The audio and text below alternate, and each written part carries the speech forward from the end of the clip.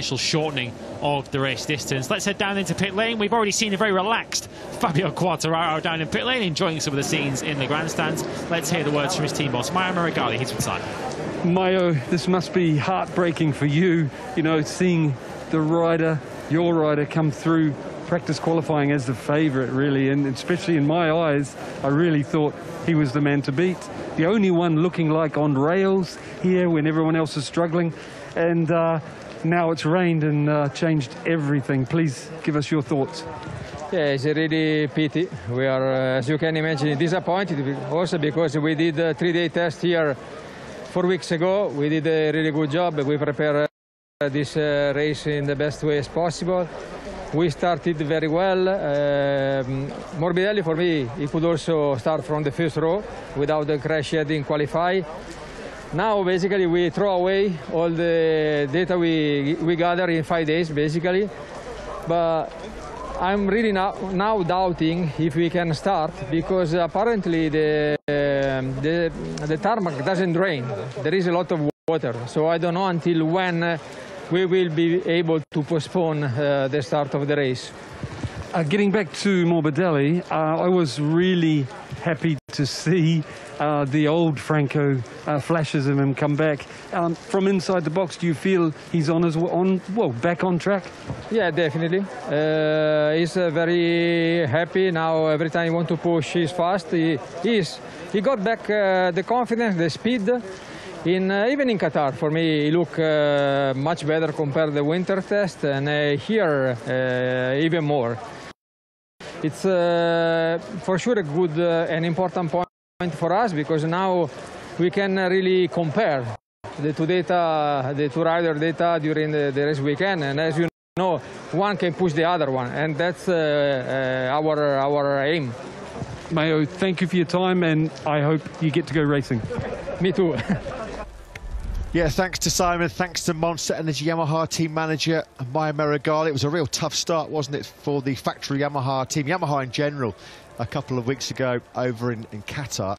Fabio Quartararo, what a difference a couple of weeks can make. It kind of just shows the unpredictable nature of this year's World Championship. The world champion struggling, 9th place and over 10.5 seconds back of this man in Qatar, yet he comes to a brand new circuit here in Mandalika and has kind of the least of all problems with this new harder case in Michelin rear tyre. He was looking forward to making the soft rear work in dry conditions, which unfortunately we are not going to get, of course, because even if the rain stops, it's not going to dry up sufficiently quickly enough for a dry Indonesian Grand Prix. That sort of expression there, the raised eyebrows from Malaysia Spargaro's crew chief Antonio Jimenez there, the body language as well, hand on hips, kind of sums up where we're at really, unfortunately, here in Indonesia.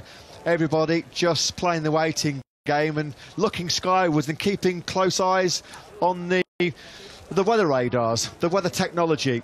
Can we glean anything from that little map there as we again look at all the local dignitaries?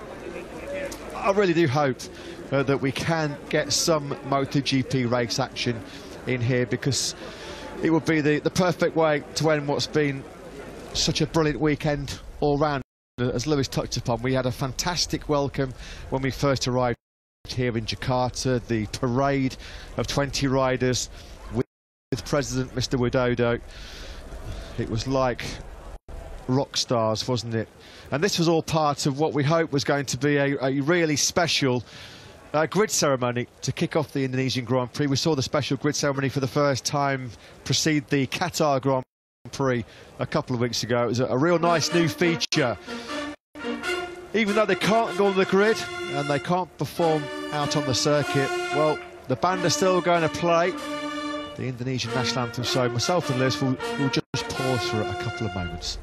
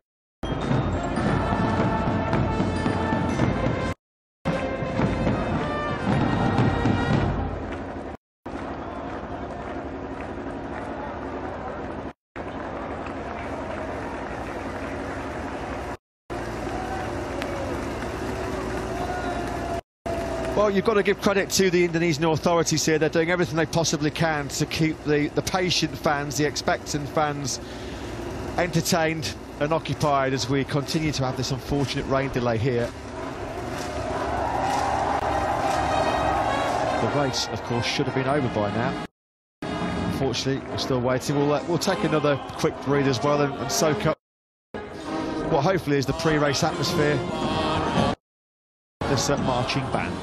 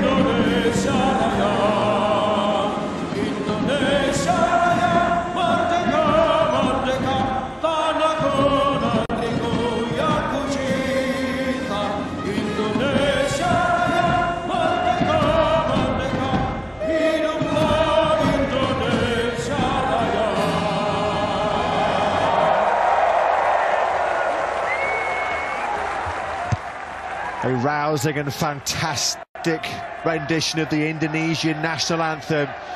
Some positive news to bring you as well. It looks like the rain just has started to ease off. Sure, that made the hairs on the back of your neck stand up, didn't it? The band there playing in front of the president, Mr. Joko Widodo. The fans putting their heart and soul into that national anthem as well. What a picture that is.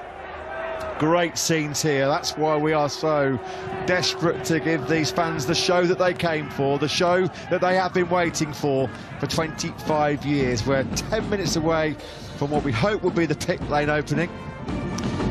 And this is the reason why we have the new 15-minute start procedure in place, the shorter start procedure, is if there is a window in the weather where it does ease off, they want to make the most of it, because of course there's every chance if it does ease off that the rain could intensify once again later on. So a sensible application of the rules where if we do get a little bit of a gap in the weather where we can get a race, and it's important to capitalise on it as soon as we can. The fans there getting the pictures that they'll cherish for many a year to come. Hopefully they'll get some pictures of MotoGP bikes being ridden in anger around this Mandalika circuit. There has been a little bit of a break in the torrential rain. Let's hope those clouds can clear off and we can get some race action coming up.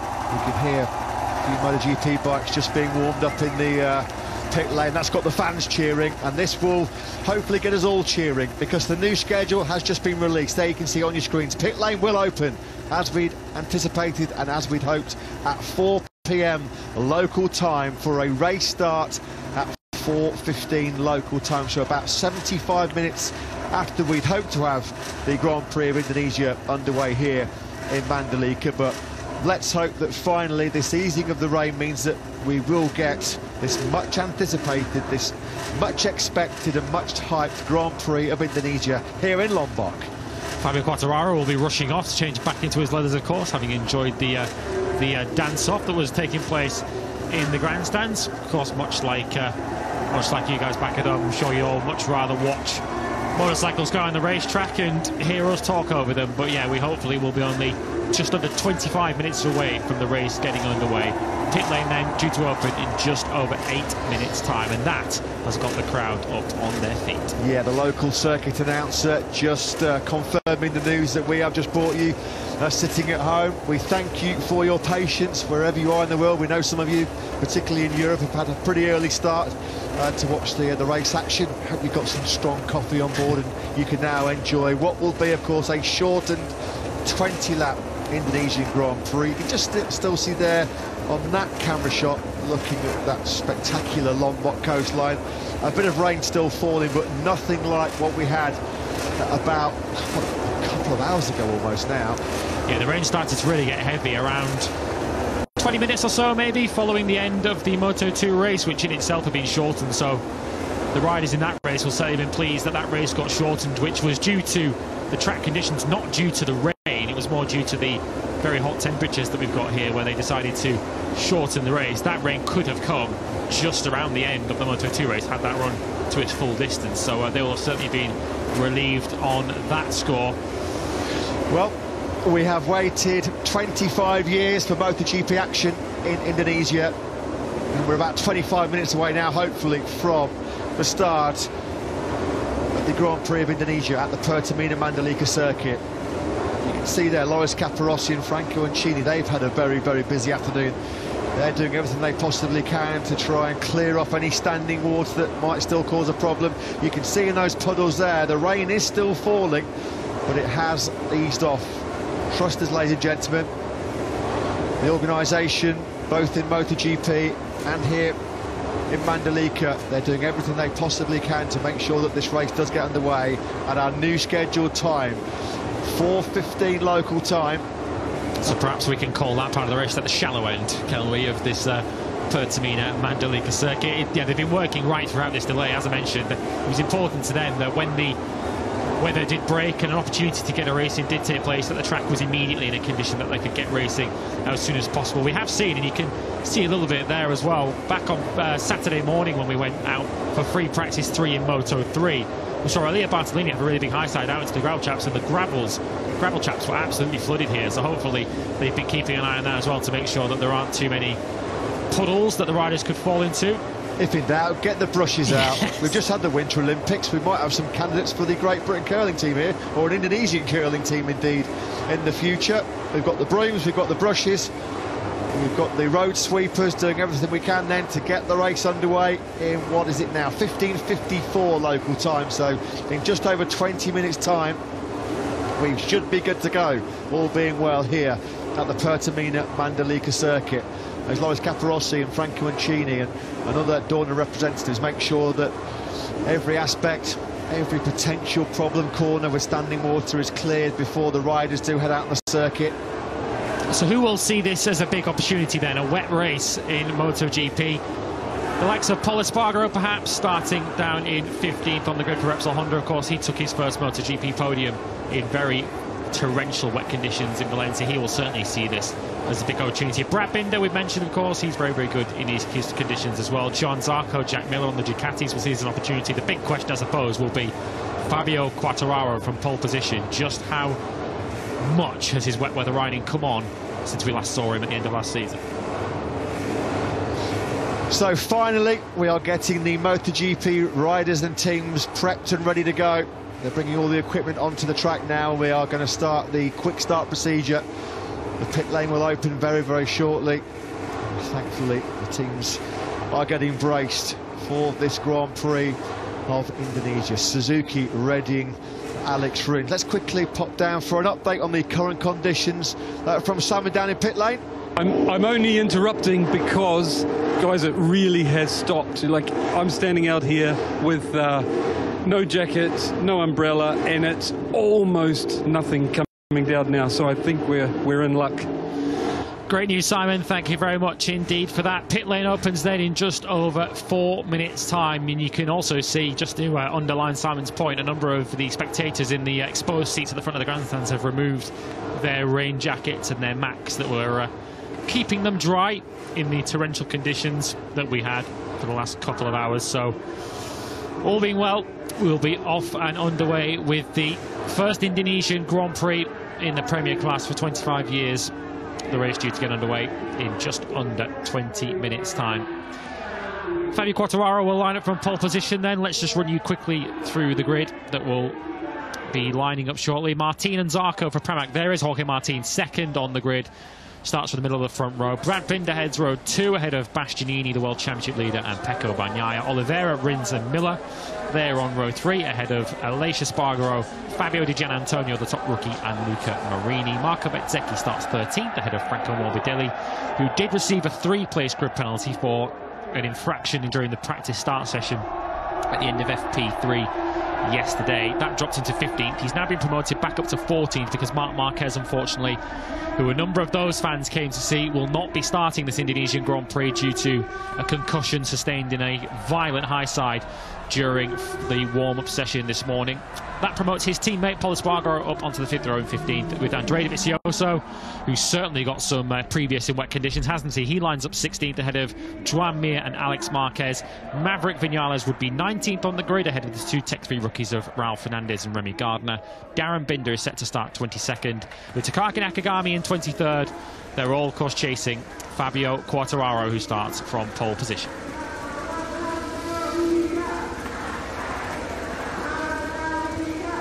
Yeah, just actually quickly popped out of our commentary box and saw on the back of a scooter going to the Repsol Honda office was Marc Marquez. Quite a big plaster, it looks like he got on the right elbow. If that's all he got away with after that monster high side at turn 7 in this morning's warm-up, he's a very, very lucky boy. Of course, the 8-times world champion, sadly not a participant in this shortened 20-lap Indonesian Grand Prix. After that big spill this morning in the warm-up session, we wish Mark well and hope he's back in action, fighting fit and ready to go when we make our first trip to South America since 2019. The Termas de Rio Hondo circuit primed and ready for action there in 2 weeks' time. So 90 seconds then until the bikes will head out onto the racetrack, and of course the riders wouldn't ordinarily push too hard on a sighting lap, but you can imagine the riders will be very, very keen when they head out there to get a real idea of what the grip levels are like. Of course, they'll do 1 lap to the grid, and then within 15 minutes of the pit lane opening, we will be off and running with the warm-up lap in this 20-lap Indonesian Grand Prix. Joan Mir, boy, has he got some work to do, starting 17th on the grid, although he hasn't felt happy or comfortable at any stage really in the dry conditions this weekend. So perhaps a wet Grand Prix might present him with an opportunity to paper over some of the cracks of what has been a really desperate weekend for the 2020 world champion. You know, although he's been in MotoGP a couple of years, hasn't he, Joan Mir? Likewise, Fabio Quartararo, they don't have an awful lot of wet weather experience. This is a journey into the unknown as well for the rookies, the likes of Marco Bezzecchi, Fabio Di Gianantonio, Remy Gardner, Darren Binder as well. They'd have never raced a MotoGP bike in rain conditions. So Fabio Quartararo, for the first time in 9 long months, can't believe we're saying that, he was always the qualifying king of MotoGP, wasn't he, the Frenchman? But he is going to start from pole position in this 20-lap Grand Prix. The number 20 flags waving proud in the Mandalika grandstands. Just listen to the roar. This is what the crowd have been waiting for a good couple of hours now, since the Moto2 race came to a conclusion with spots of rain in the air. They've seen plenty of rainfall since then. The green flag waves, and João Zarco leads the field out for this sighting lap. They'll do 1 lap to the grid, and then at 15 minutes past the hour, the Indonesian Grand Prix will be underway. World champion Fabio Quartararo starts from pole position. Just how much has his wet weather riding come on since last season? Of course, it was his difficulties in the wet conditions and mixed conditions that saw him start the Grand Prix that eventually concluded with him as world champion back at the Emilia-Romagna Grand Prix last year from 15th on the grid. Can he put those problems behind him and give his world championship defence the kickstart that it needs? This is a massive step into the unknown for these MotoGP riders. They've done barely a handful of wet weather laps. Certainly the track wasn't as wet as this on Saturday morning. So this really is stepping into the unknown territory. Who's going to quickly master the conditions? Who's going to take the big risks? Jack Miller, well, you know that he's so good in the wet conditions. He's proven to be strong on the Ducati and the Honda in the past. Of course, it was mixed conditions, and he took that famous win at the Dutch TT in Assen back in 2016. Who else has got really strong wet weather prowess in this field? Frankie Morbidelli's actually not a bad wet weather rider. Other guys with nothing to lose really, Andrea Dovizioso, and particularly on a factory Ducati, where you could always put your money on him to be a big threat in these rain conditions. You've got to say, the way that Fabio Quartararo has thrown that Yamaha around that second sector, there's been a lot of feedback from the World Superbike riders here and the Moto3 riders who had a couple of wet sessions that the grip levels here in the rain at this Mandalika circuit are very, very good. Very, very good indeed. So you can see the guys are just out there now trying to understand where the patches of water are, where the water's perhaps at its worst, and then also just work out the grip levels. Pecco Bagnaia, also relatively inexperienced in terms of wet weather riding in MotoGP as well. Alex Rins is a rider I'd perhaps point to as well, who might have half a chance in these conditions. He starts in the middle of the third row in 8th place. Pit lane closes in 4 minutes time, which is why you're seeing riders come back down pit lane. They do have time to do this. This isn't like the quick restart procedure where you have 60 seconds to get out there before the pit lane closes again. So understandably, some of the smart cookies on this grid, the 2 Pramac riders, the 2 Suzuki riders, taking the opportunity to do an extra lap of the track before they pull up on the grid, just to get a little bit more information, just to see where some of the damper patches are, where some of the grip levels are. KTM, of course, they'll fancy their chances this afternoon. Brad Binder, last time we saw conditions like this, was winning a race on slicks. Of course, he won't be running them today. Miguel Oliveira also looking good. He starts 7th on the grid. Their team boss, Francesco Guidotti, is speaking now with Simon. Francesco, we now step into the unknown. I'd love to know how your riders go into this race, how they've been feeling in the box, and we do know how in the unknown Brad often pulls out something special. What are your thoughts? Difficult to have an opinion. We are getting the grid forming here at the Pertamina Mandalika circuit in Indonesia. Pramac Ducati await their man, Jorge Martin and Johan Zarco, both going from the front row of the grid. Brad Binder. There's going to be some nerve jangling now because, as we mentioned, we can't overemphasise, this is a complete blank canvas, a complete journey into the unknown for these guys. They've never raced before here in Mandalika. They've certainly got very little experience of wet weather conditions. In some respects, it might be a bit of a lottery, but it's certainly going to provide some nail-biting entertainment. We hope you have stuck with us over the last hour and a half or so when our coverage for MotoGP started. I'm sure you have. Why would you go anywhere? It's the greatest motorsport show on earth as we look at Enea Bastianini starting from the middle of that second row. Binder and Bastianini, Lewis, in the dry. You really fancy them to be strong, given they've excelled in the Doha from really good qualifying performances. Let's quickly pop down to the grid again. Piero Taramasso and Michelin, they've been thrown an 11th hour curveball, haven't they, by these tricky conditions? Simon's with the Michelin Motorsport manager, Piero Taramasso. Yes, Piero, some new conditions for you to make the weekend even tougher. Can you tell us what tyres the riders will go for? Yeah, in this condition, the choice is medium front and medium rear. This is the one because the track temperature is still quite high, is around 25, 26 degrees. And also because here, the tricky point is the overheating on the right side. With the soft compound, the problem that you might overheat too much, you lose grip. With the medium, will be much more stable. So this is the best choice for this condition. Thank you, Piero. You're welcome.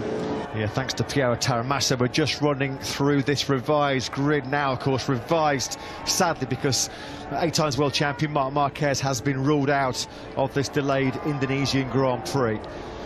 There is the president then, Mr. Joko Widodo, who is finally, after all of his effort and all the effort of the authorities here in Indonesia, it looks like, thankfully, we are going to get MotoGP action here in Indonesia for the first time since 1997. Well, the Shaman certainly did the trick in the end. We got the race we were hoping for.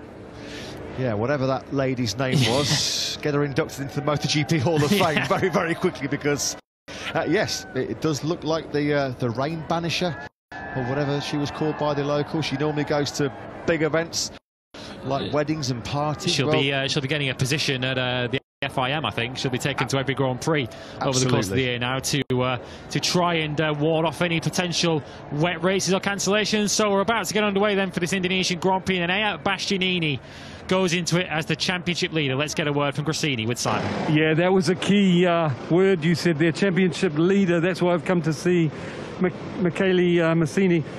Michele, he's done so well in Nea, you know, for the first race, all the way through this event, put himself in a good position on the grid, looked good in FP4. Now, completely different conditions. How does he feel about the wet? Yeah, now it's difficult to predict how does it go the race, because still a lot of water on track. There is a big patch in some corner, but for sure this is the same condition for everybody, and we don't make any practice on this condition. So we will see. We start from the second row. This is good enough, but we have to learn lap by lap what we can do. How does Enea feel about rain condition riding? Not so bad. Not so bad. We have to improve in this point, but we have a good base on the rain. Thank you and best of luck. Thank you to you. Thank you. Yeah, thanks, Simon. Thanks to Michele Massini from the Grassini Ducati team. Can they continue their stellar start to 2022? Alex Rins, not quite sure that it's sunglasses weather right now for the Suzuki man, but I guess just trying to keep himself focused, trying to hide some of the nerves that will inevitably be hitting these riders. This is nerve-wracking stuff. This is tense. This is where these guys are really, their skills are put at the limit, their concentration, their focus, because they're just about to encounter a racetrack in conditions that they've never experienced before. It's a bit of a level playing field, this, isn't it? It's going to be a case of fortune favouring the brave. Jack Miller, normally he revels in these kind of conditions. Even Thriller Miller looks a little bit pensive as we count down towards race time here in Mandalika. Yeah, just 6 minutes to go then. Speaking, of course, earlier on, we were discussing the potential strategies that might be deployed in a dry weather race, and the big talking point, I suppose, was Fabio Quartararo's determination, I think, to get to the front of the race and get a clear track, with the Ducatis looking to stop him doing so. In many ways, even though it's a wet race, that is still the aim for Fabio Quartararo, more because of the visibility here rather than any kind of issues with overheating front tyres. We're still expecting to see a little bit of spray, more than a little bit of spray. There will still be some standing water in patches of this racetrack. We've already heard from Piero Taramasso that there are still some patches as the virtual fan wall. Get ready to see this historic first Indonesian Grand Prix in 25 years. If we are going to see some spray, particularly in the early laps with the field all running together, it's going to be so important for these guys to try and get a clear track as soon as possible. Yeah, Fabio Quartararo would not have known how perhaps significant that pole position was yesterday. He knew it was going to be good and crucial in dry conditions. Well, it might be absolutely vital now with, as Lewis said, the potential for spray hitting the riders that are in the chasing pack. An excellent weekend so far then for this young man, Fabio Di Gianantonio. Very, very limited experience of that Ducati in rain conditions. This is going to be a tough test of the mettle for these MotoGP riders. 5 minutes then to the race start here in Mandalika, and finally we can say there's going to be MotoGP race action in Indonesia. Our first visit to Southeast Asia since 2019. One rider perhaps to identify that we haven't mentioned yet, who will certainly fancy his chances in these conditions. Starts all the way back in 18th on the grid. The brother of this man, Marc Marquez, if you're just joining us, will not start this Grand Prix due to a concussion sustained in the warm-up earlier on today, as some drizzle starts to fall, as Simon Crafar lets us know from pit lane. But Alex Marquez, his brother, of course, took a sensational podium, his first podium in MotoGP in very wet conditions at Le Mans, and very nearly won that Grand Prix as he was chasing down Danilo Petrucci. He'll certainly be a rider who will have a big result on his hands potentially today, certainly a bigger result than he thought when he qualified 18th yesterday.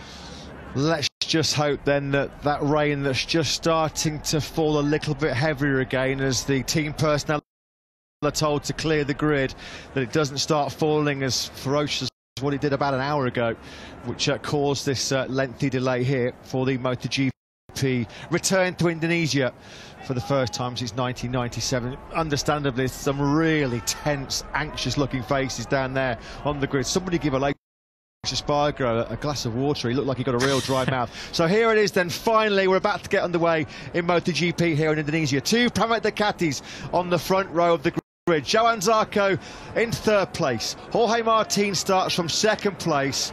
But it's the reigning world champion Fabio Quartararo who starts from pole position in our first Indonesian Grand Prix in 25 long years. Don't go anywhere, folks. 20 laps of pure drama and theatre coming your way in MotoGP. Up next.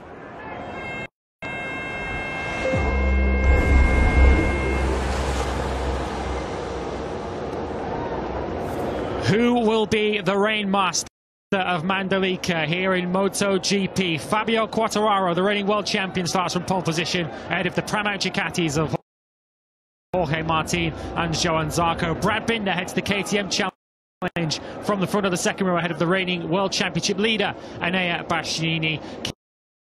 Keep an eye out for the rookies. They're led by Fabio Di Gianantonio. He starts in the middle of row 4 with Marco Bezzecchi just behind him. Pol Espargaro on the 5th row. He is the sole Repsol Honda challenger in this Grand Prix due to the injury sustained by Marc Marquez earlier this morning.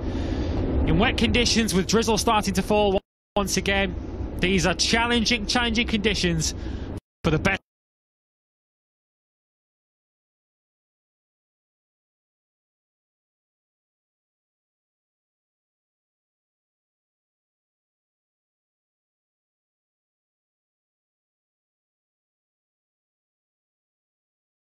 So we've been waiting 72 minutes since we thought this Indonesian Grand Prix would be getting underway, and finally, as the rain just starts to fall, the warm-up lap then does